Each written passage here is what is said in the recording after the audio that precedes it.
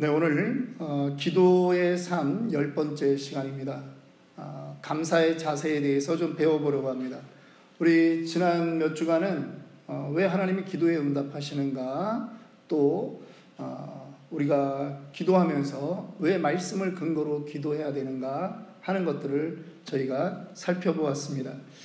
이번 이제 수요일, 토요일, 다음 주 수요일까지는 저희가 기도자의 그 삶에 대해서 특별히 감사하는 그러한 부분을 가지고 저희가 좀 살펴보려고 합니다.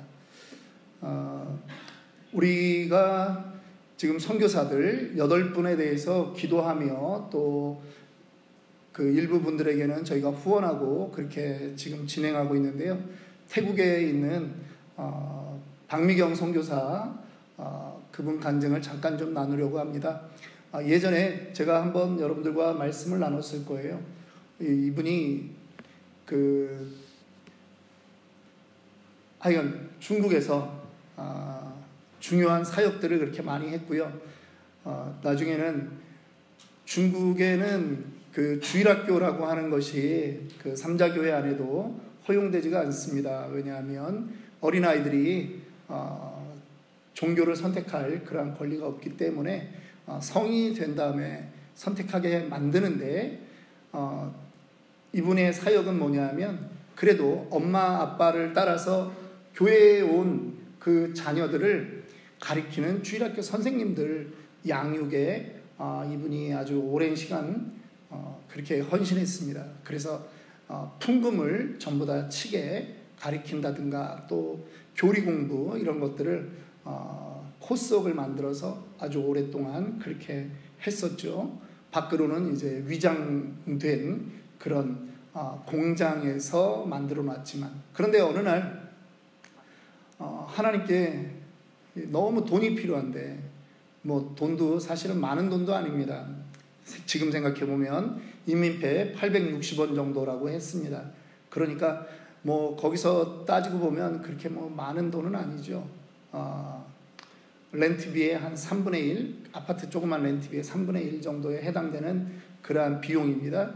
그런데 누구한테 선교사라고 하는 이름을 가지고 누구한테 이걸 꾸기도 그렇고 너무 힘든 거예요. 지금 이 돈이 필요한데, 오늘 저녁에 860위안이 필요한데 이거를 말할 수가 없는 거예요. 그래서 그날 아침에 하나님한테 기도했답니다. 하나님, 정말 860위안을 좀 주세요. 하나님. 그렇게 기도했는데요. 점심이 지나지 않아서 아는 장로님한테 전화가 왔습니다. 선교사님, 어떤 분이 중국에 선교차 들렸다가 돌아가시면서 지금 공항에 바래다 드렸는데, 공항에서 남은 돈, 인민폐 남은 돈을 전부 다 자기한테 애쓰는 선교사님 드려라 하고 주셨는데, 이거 얼마 안 되는 돈인데 선교사님 이따 제가 가지고 그 센터에 잠깐 들리도록 하겠습니다. 그래가지고 그 돈을 딱 받았더니 이게 웬일입니까? 기도했던 860위안이 딱 들어있었던 것입니다. 미국 목사님 간증 하나만 더 합니다. 헌트 목사님이라고 하는 분이세요. 그런데 이분이 그리스도의 임재라고 하는 그 책을 가지고서 성도들 교육을 하기로 했습니다. 다른 지역에 있는 평신도 사역자들입니다. 그런데 인쇄 비용이 얼마가 나오냐면 1097불이 나오는 거예요. 그래가지고 이거를 자기는 돈이 없는 거예요. 그 당시에. 왜 이렇게 목사님들은 가난한지 모르겠어요. 이 사회에 들어오면서 이제 제가 알게 됐는데, 예. 그 이분이 기도했답니다. 하나님, 좀 채워주세요. 이거는 너무나 필요한 공부인데 제가 일단 외상으로라도 이거는 인쇄를 해야 되겠습니다. 그리고 일을 진행을 했답니다. 그런데 다음날 체크가 하나 날라왔는데 1000불짜리가 날라온 거예요.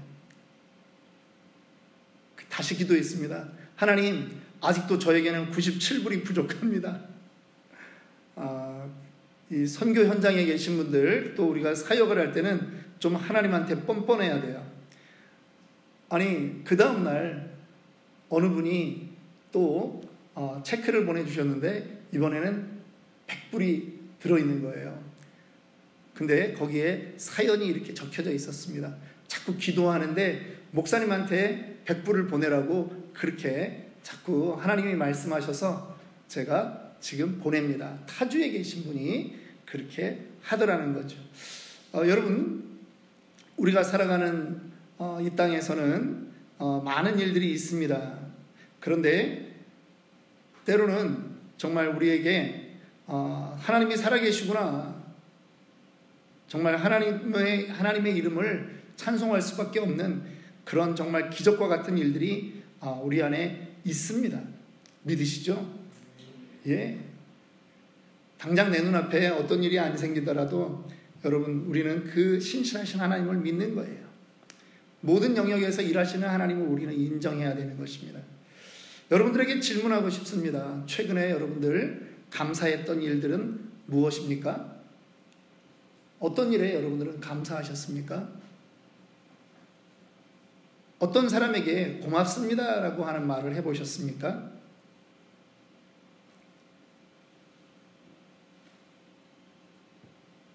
오늘 기도자로 살려고 하는 우리에게 우리의 마음을 다시 한번 정화해야 되는 것이 필요합니다. 감사의 자세를 우리가 되새겨야 된다라고 하는 것입니다. 에베소서 5장 20절 말씀 보겠습니다. 베푸시는 하나님과, 여러분의 그 유인물에 있습니다. 베푸시는 하나님과 받는 인간의 관계에 대한 거죠. 범사에 우리 주 예수 그리스도의 이름으로 항상 아버지 하나님께 감사하며. 여러분, 나에게 좋은 일만 감사라고 성경이 말하고 있는 게 아닙니다. 범사에 감사라고 말하고 있는 것입니다. 범사라고 하는 것은 때로는 이해하기 어려운 일, 그런 일을 포함하는 것이죠. 왜 이렇게 될까? 왜 일이 꼬일까? 왜 힘들까? 라고 하는 그러한 일들, 그 일 안에서도 감사해야 되는 것입니다. 빌립보서 4장 6절 우리에게 말씀합니다. 함께 읽읍시다. 시작. 아무것도 염려하지 말고 다만 모든 일에 기도와 간구로 너희 구할 것을 감사함으로 하나님께 아뢰라. 감사가 하늘의 문을 여는 패스워드예요. 그래서요, 하나님께 기도할 때 우리에게 먼저 필요한 것은 감사하는 자세가 필요한 것입니다. 두려움과 염려를 물리쳐야 돼요. 온전한 감사는 하나님에 대한 초점 맞춤에서 시작하는 것 아니겠습니까? 오늘 네 가지를 좀 살펴보려고 하는데요. 감사에 대한 그리스도인의 자세 네 가지를 살펴보고 말씀 정리하려고 합니다. 첫 번째, 그리스도인에게 이 감사는 무엇이냐? 삶의 전반에 걸쳐서 나타나야 하는 것입니다. 감사는요, 그냥 어떤 것에 대한 반응 정도가 아니라는 거예요. 무엇입니까? 내 삶의 태도가 감사형 인간으로 바뀌어야 되는 거죠. 자기계발서로 많이 유명한 책들이 있습니다. 아침형 인간, 새벽형 인간, 그런 말들, 저런 말들 많이 나와 있는데요. 우리에게 요구하는 것이 있어요. 감사는 태도인 것이에요. 삶을 바라보는 핵심 태도가 감사가 되어야 되는 거예요. 오늘 아침에 여러분들 일어나셔가지고 여러분들 첫 말이 무엇이었습니까? 어제 어떤 분 그 설교를 듣다 보니까 이분이 미국에 와가지고요, 메릴랜드에 와서 지내는데 너무 힘들었대요. 그 교회 성도들이 자기를 너무 무시하더라는 거죠. 왜냐하면 그 교회 성도들 60명이면 59명이 존스 홉킨스 병원에서 일하는 다 박사들이라는 거예요. 그분들은 테니스에 앉아서도 한국말로 해도 되는 1세들인데 전부 다 서로들 영어로 얘기하더라는 거예요. 자기가 거기 사역자로 갔는데 자기가 완전히 존재감을 못 느낄 정도로, 그러면서 심지어 어떤 장로님은 언제 가실 거예요? 그러더라는 거예요. 불러놓고 2주도 안 됐는데 당신 오는 거 우리는 원치 않았다, 그런 분들도 계셨다라고 하는 거예요. 그러면서 자기가 거기서 신학을 이제 하게 되는데 신학교에 이제 기숙사에 일주일, 2주일 인텐시브 코스로 그렇게 이제 공부를 하는데요.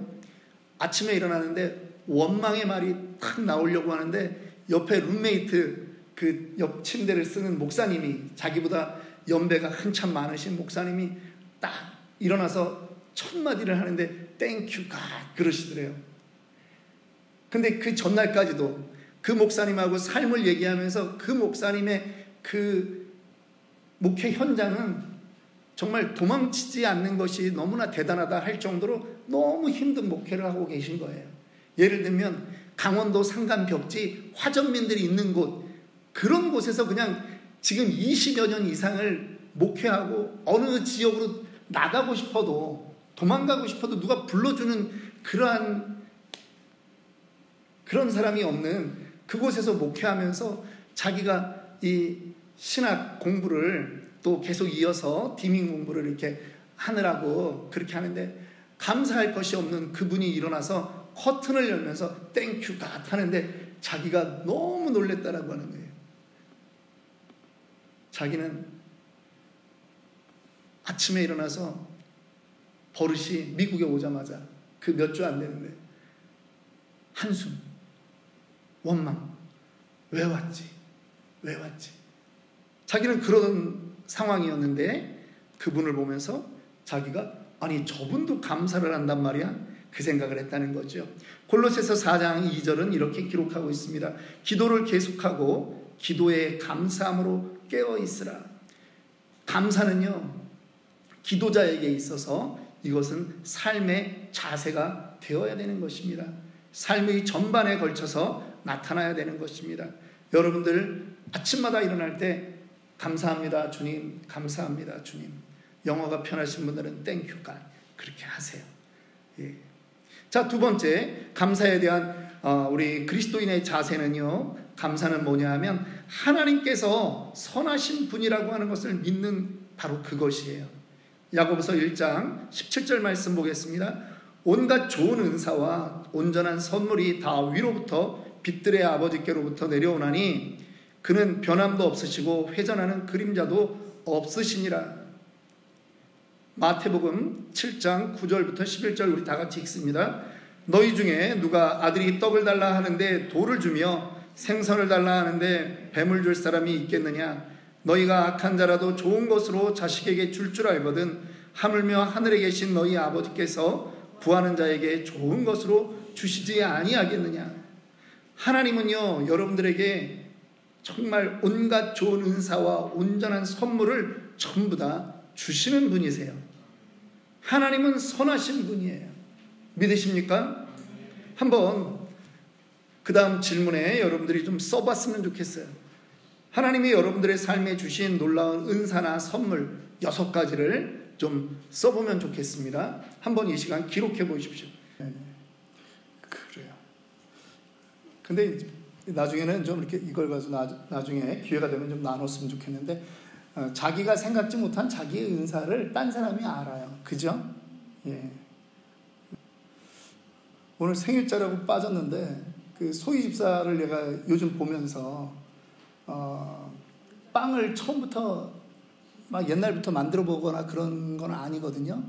근데 최근에 빵을 배워가지고 빵을 이렇게 주일날 준비하고 하는데, 내가 어떤 빵은 내가 깜짝 놀란 게 전날 숙성을 시키더라고요. 내가 그걸 보면서 우리 소희 집사가 그 공동체 섬김의 은사가 있다. 꼭 목사가 칭찬하더라고. 꼭 좀 전해주세요. 오늘 생일 선물로 내가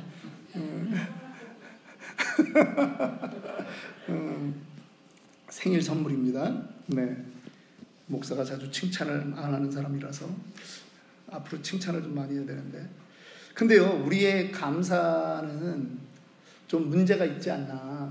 왜냐하면 지나치게 우리의 유익과 만족의 관점에서 감사가 시작될 경우가 많다라고 하는 거예요. 그래서 때로는 우리는 웬만한 일에 좋은 일이 아니면 간증도 안 해요. 전화위복의 일들이 있었는데도 사실은 그것에 대해서 우리는 별로 그렇게 생각지 않을 때도 많아요.